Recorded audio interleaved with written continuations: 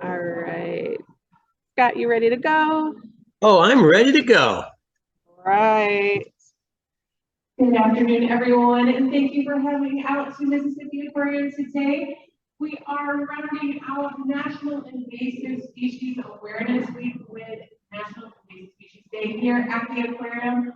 We hope you've gotten a chance to come through and meet some of our experts that are on site.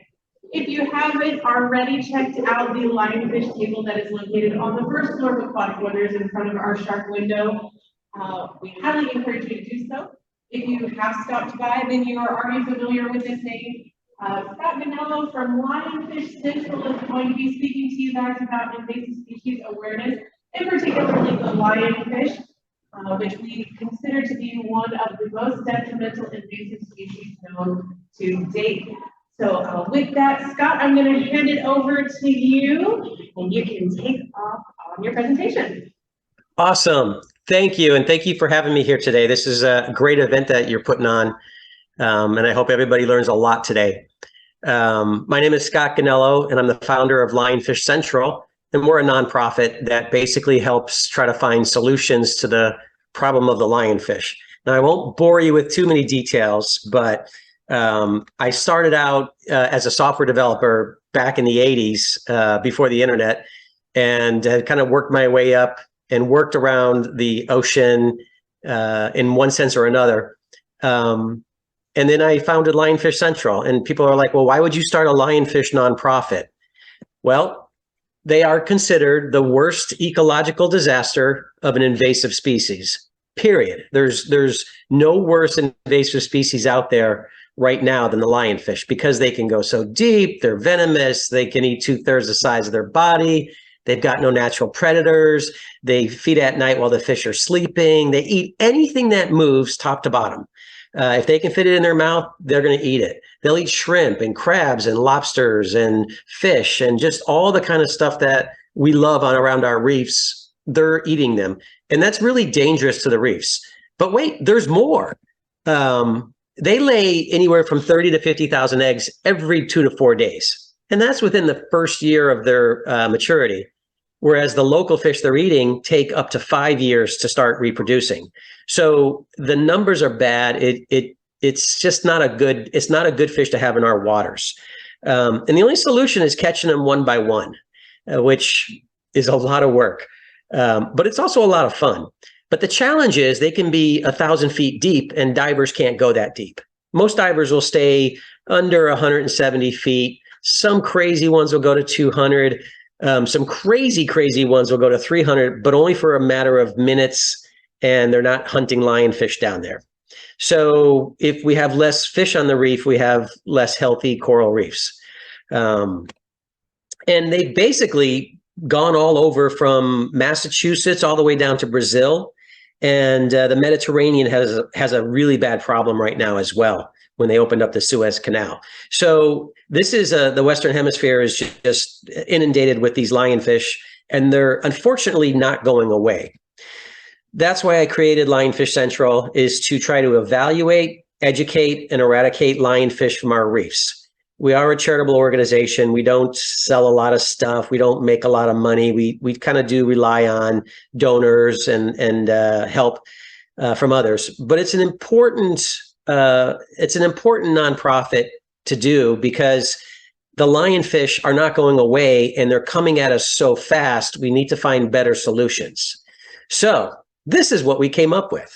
I know that probably the first thing you see is the big yellow thing in the corner. Yep, that's a submarine. That's our lionfish hunting submarine. But we also have a video game, Lionfish Reef Heroes. We have a podcast so you can listen to other divers from around the world. We have the #1 lionfish app in the world right now, where you can do tournaments and log catch all your stuff. We have lionfish expeditions, where you can go hunt lionfish around the world. We'll connect you with great spots. We have a really cool project we just came out with last fall, which is a comic book, Lionfish Reef Heroes. We have lionfish cruises. Basically, anything we can do to help excite people to get involved. It really is a fun organization. It's a fun community, and it doesn't take much to do some really good stuff. So if you're thinking about wanting to do something for the environment, think about the lionfish community and volunteer your services, or reach out and figure out how you can get involved to have, fun while you're saving the oceans. This is our signature piece here. It's our kind of our lionfish community app. It's called Lionfish Patrol. It's a free app on your store. You can download it on the app stores for any type of phone, tablet, computer. And you can get all kinds of great information. If you're a diver, you have your data in there that tracks all the fish you're catching. And then we tell you what your average depth is, your average bottom time, where you catch the most fish. So it helps us see on a global scale where the hot spots are and how many fish per effort that divers are doing, so we could see where the problems are, so we can add resources there. But it also has leaderboards, and you can see people in your city or state or country or region who's the top lionfish hunters. So if you want to reach out to them and ask questions, you can do that through the app. It's a really cool app. And our big piece here is the tournament software within the app. So you can actually run a tournament by yourself using the app, and it tracks all the numbers for you. As long as the divers are putting their information in, you can see who's catching the most, who caught the smallest, who caught the biggest. So it has leaderboards, and it's just a lot of fun. And again, this is free on the App Store. And even if you don't do anything with lionfish, I would still encourage you to download it, because there's a wealth of information on there.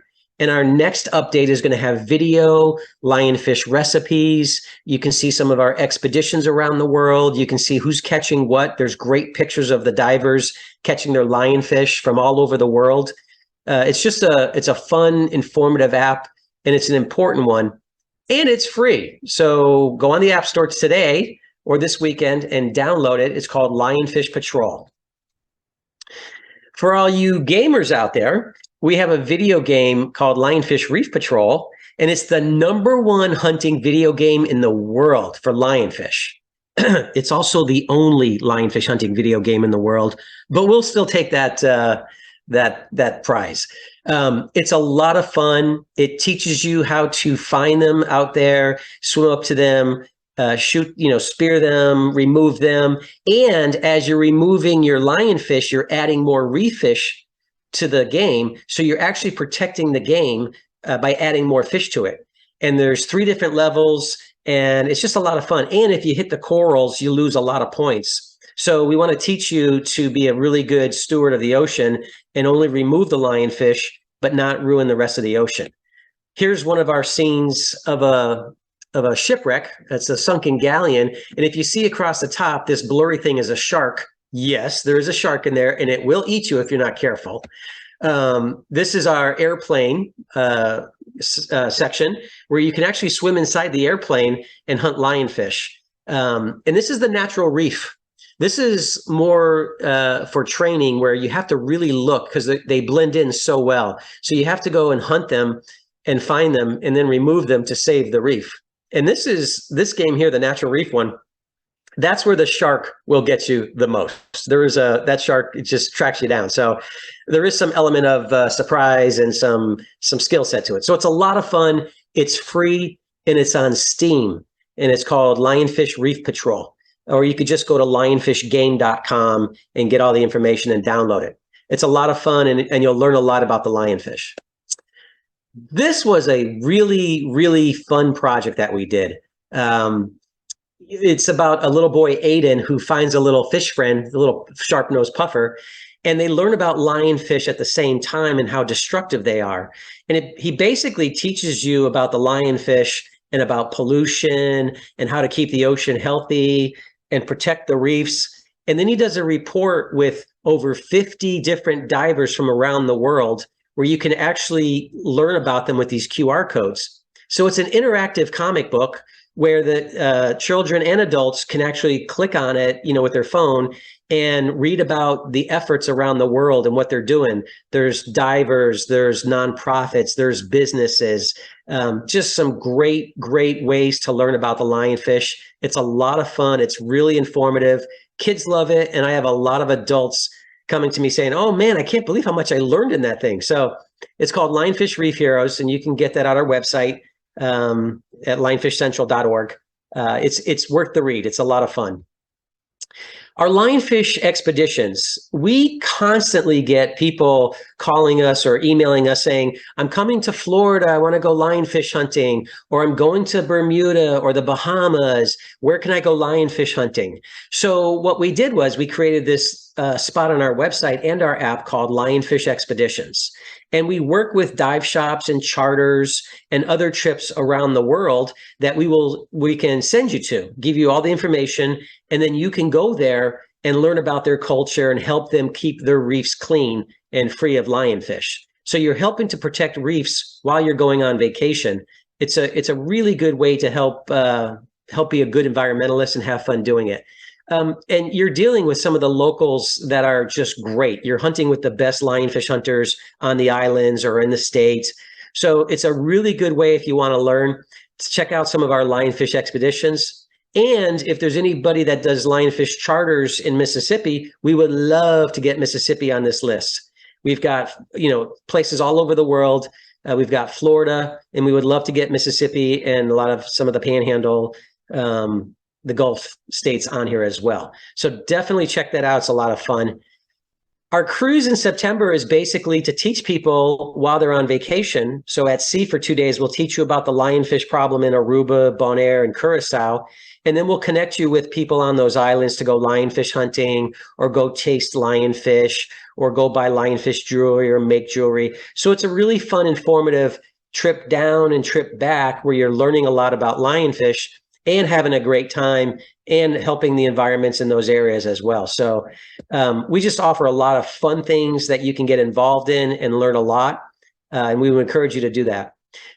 We did a lot of traveling. And with that, we meet divers from all over the world, and they have some great stories. So we started Lionfish Podcast. Lionfishpodcast.com. If you go to any podcast and type in Lionfish, you'll see it pop up. And there's, probably 35 to 40. I still got a bunch more I got to put on there, but there's over 30 interviews from people from, Bonaire, Aruba, Curacao, Belize, the Panhandle. We even have the South Carolina Aquarium. We did a podcast with them for their big tournament that they had. We love doing podcasts. We love speaking with people that are doing something in the community to help with the lionfish problem. So you can learn a lot with that when you want. This is what everybody wants to talk about. This is a really cool project we've got going on. It's called our Lionfish Hunting Submarine. And the definition of evolution is the gradual process of change and development. And this project basically represents that very well, because this project has been gradually changing and developing to make this sub better and better. When we first got it, this is what it was. Now, I know a lot of you are thinking that looks like a propane tank in the back of someone's house. It's not, but it has the same shape, and it's much thicker, and it's made by a submarine company. There were 49 of these called K250s. There was 49 made, and this is hull number 19. So this is what we started with. And you can see the before one on the top left here. This is when we thought this design was going to work. We went down that path, but it was unstable in the ocean on the surface. So we ended up bringing it back to the drawing board and building these big, massive pontoon ballast tanks and making that our new design. And now people can walk around the top of it on the water, and it's not going to move and roll. It's just really sturdy, and it's just an incredible design for what it's come out to. And this is what it looked like when it came out of the shop with the the aluminum tanks put on there, and before we started prepping it and painting it. So here's the data on it. This has a depth rate of about 800 to 850 feet deep. And that's only because of that front window. It's a flat window. If the window was a dome, where it was more three-dimensional, it could go deeper than that. But it's flat window, and this is where we have the weakness. So we don't want to take it that far. The owner of this sub, who reached out to me from California and said, look, I've got a submarine I can't use out here anymore. I want to hunt lionfish with it. Are you interested? So we partnered with him. His name's Scott Cassell. He's a military man. He's a commercial diver. He's done dives down to 600 feet deep, not in a sub, but with a rebreather. Just crazy, crazy kind of diving. A true adventurist. And this is his sub, and we're partnered up together to go out and attack the lionfish world and get it to where divers can't get to them. Now, he's had it at 500 feet in freshwater, but that was in a different conditions than the ocean. So in saltwater, we're going to keep it at 300 feet saltwater. And that's because at 300 feet, you could still get divers to come and rescue you if needed. Once you get past that, it's a lot harder. It can go down for about 8 hours. And it's basically like a big rebreather, right? So there's a CO2 scrubber. So it takes the carbon monoxide out of the air, and it replaces it with oxygen. And it just basically keeps the air breathable. And we can go down for about 8 hours. And in an emergency, we can stay down for 72 hours. Now, the reason for that is we have 2 of everything. So these blue tanks, which are actually now gray, they're bigger. We only use 1 to fill up these ballast tanks to go back to the surface. We've got 2 oxygen tanks in the back. We've got 2 batteries in the back. So everything is doubled up in case we have to switch and stay longer. And so the way this works is these pontoons, these big floating pontoons, they're filled with air on the surface. And then we release the air, and then it sinks. And then when we want to come up, we use these air bottles here to put air into these big pontoons, and then it lifts up like a beach ball. It just pops up to the surface. And then on the back, there's a couple of motors that goes forward and backwards, and then a 360, if you use them in opposite direction, you can spin it around. And then also in the back is another motor that is pointed upwards that makes the back end go up or the front end go up. So it can make change the attitude of the submarine when it's underwater. And the purpose is to hunt lionfish and to film lionfish. And we're working on our spearing system now, and we have 2 lasers pointed off in the distance. And when those 2 lasers come together and create a single dot, that's when we hit the button and the spear shoots out, grabs the lionfish, and then pulls it back. So we're going to be working on that next month to get our spearing system working, and then our capture device to store them. So it's a really fun and exciting project, but there's always some change and development going on with it. So we finally got it last fall down in the ocean and started diving it. And here on the left is the pilot, Scott Cassell, and the owner of the sub. And he's got over 2,000 hours in this sub alone. And he's been in submarines down to 2,000 feet that he's piloted. He's a test pilot for subs. He's been all over the world piloting subs, done stuff for the BBC, for Discovery, for, all sorts of Nat Geo programs and documentaries. He's the real deal. And without him with this project, it wouldn't be feasible today. And this is us testing it in the water. And this sub is so stable and so perfectly balanced in the water. It's amazing. You can see me in the picture trying to stay steady. And when you see some filming, you'll see it's not that steady. It's really hard when you're trying to stay in one spot. And the sub is just perfectly balanced in there. It's just such a joy to see it working. And we can't wait to get it down to 300 feet to start filming what we find and show the world what's down there. Is it healthy? Are there a lot of fish? Is there pollution? What kind of creatures are down there? How many lionfish are down there? All of that. So this is the sub on the surface before it goes down, where it just kind of floats around like a bobber on top of the water. And before we prep it to go down into it. And then the next slide here is the sub underwater, obviously. And you can see it operating. The motors are on the left-hand side in the back. Here's the front with the front viewport. And we're just kind of doing a 360 around it.